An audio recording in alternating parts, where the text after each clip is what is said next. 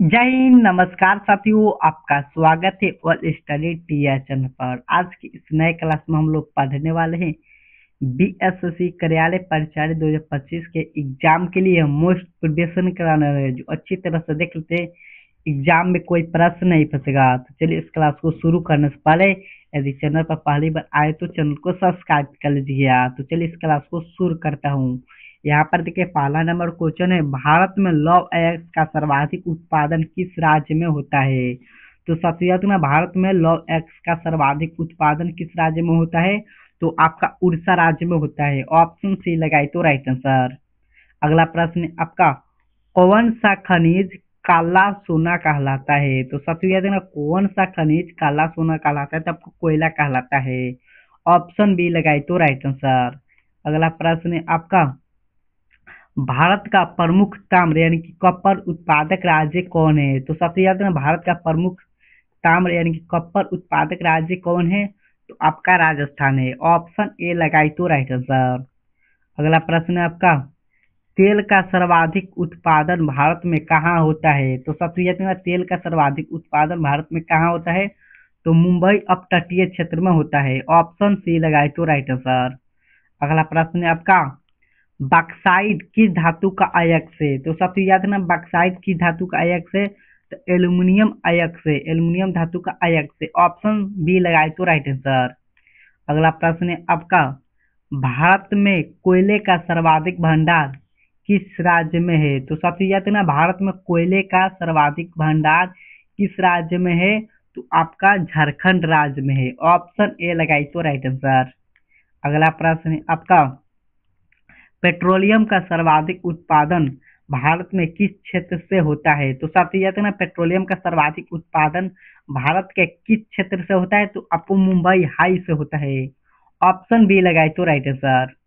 अगला प्रश्न है आपका, रन कोला का संबंध किससे है? तो साथी याद है ना, रन कोला का संबंध किससे है? तो आपको इस्पात निर्माण से है।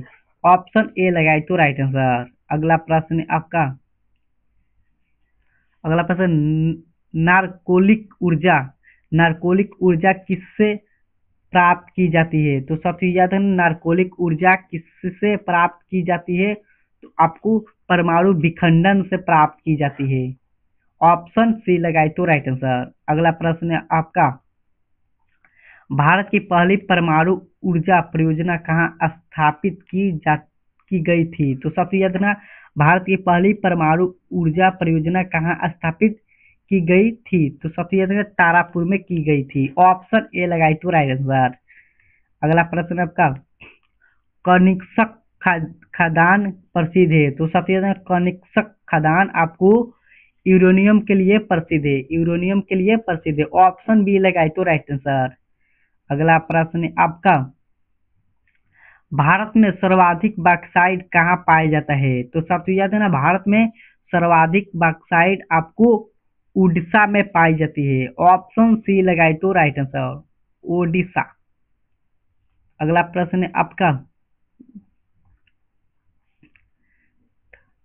तालचर क्षेत्र किस खनिज के लिए प्रसिद्ध है? तो सबसे तालचर क्षेत्र किस खनिज के लिए प्रसिद्ध है?